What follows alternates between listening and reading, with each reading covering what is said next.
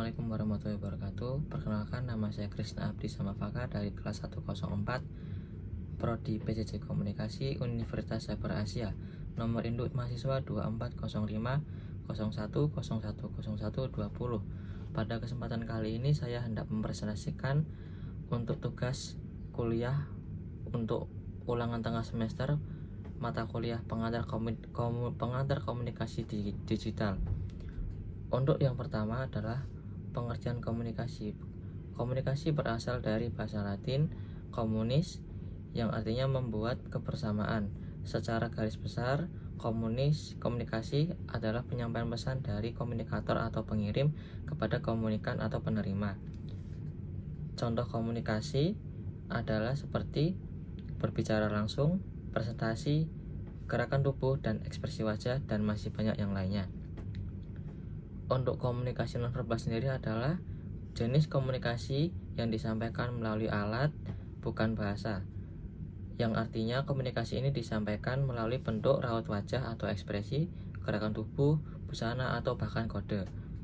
Untuk fungsi dari komunikasi nonverbal sendiri adalah diantaranya mengulangi perilaku verbal, mempertegas bahasa verbal, menggantikan perilaku verbal, membantah perilaku verbal, dapat meregulasi perilaku verbal. Dalam pengaruh komunikasi verbal untuk pembelajaran jarak jauh. Pengaruh dari komunikasi nonverbal untuk pembelajaran jarak jauh dikarenakan adanya gerakan tangan serta gestur yang membuat pembelajaran menjadi lebih menarik.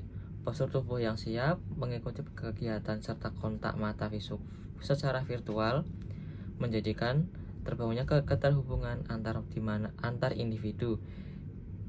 Selain itu, mengingatkan kesadaran sosial, meningkatkan kesadaran sosial, menunjukkan perasaan hadir bersama meskipun terpisah secara jarak.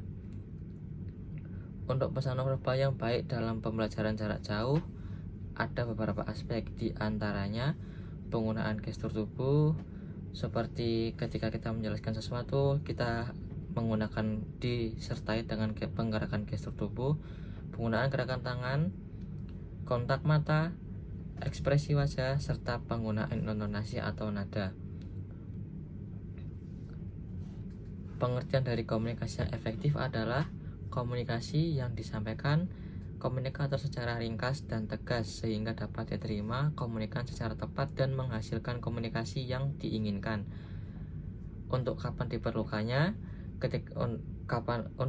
kapan diperlukannya komunikasi yang efektif adalah pembelajaran tugas dari atasan, maksud saya pemberian tugas dari atasan, presentasi, forum diskusi, serta guru menjelaskan materi. Untuk tantangan dari komunikasi yang baik dan efektif adalah perbedaan bahasa dan budaya. Seringkali tantangan ini terjadi dikarenakan perbedaan bahasa, sehingga seperti contohnya ketika kita hendak mempresentasikan atau berkomunikasi dengan warga negara asing adalah dikendalinya pasti pada bahasa dan pada budaya mereka. Dari budaya kita menjelaskan maupun budaya mereka menerima dan menyampaikan umpan balik. Yang kedua, halangan psikologis atau asumsi negatif terhadap pembicara, emosi dan rasa tidak percaya. Pada aspek kali ini adalah ketika kita hendak mendengarkan seseorang yang hendak berpresentasi atau berbicara, namun kita sudah berprasangka buruk dengan seseorang tersebut, maka komunikasi tersebut tidak akan berjalan secara baik dan efektif dikarenakan adanya rasa yang tidak suka, rasa tidak percaya, dan masih banyak hal lainnya. Untuk aspek ketiga adalah halangan fisik dan teknis, suara bising lingkungan sekitar bila jarak jauh terhalang oleh koneksi.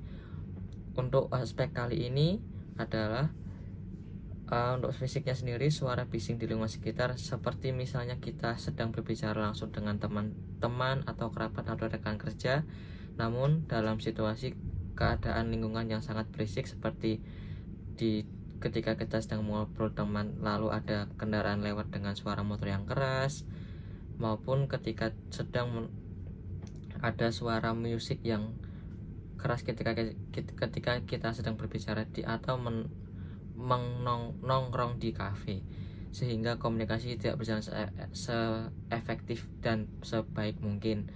Untuk yang secara teknisnya adalah bila kita sedang melakukan virtual meeting atau Zoom meeting, terkendalanya pada bagian koneksi. Seringkali adalah koneksi yang tidak stabil sehingga menjadikan lag atau buffer atau bahkan yang paling parahnya bisa jadi kita terputus dalam sebuah pembicaraan virtual atau dalam meeting virtual tersebut. Demikian penjelasan atau jawaban dari saya untuk presentasi dari tugas pengantar komunikasi digital.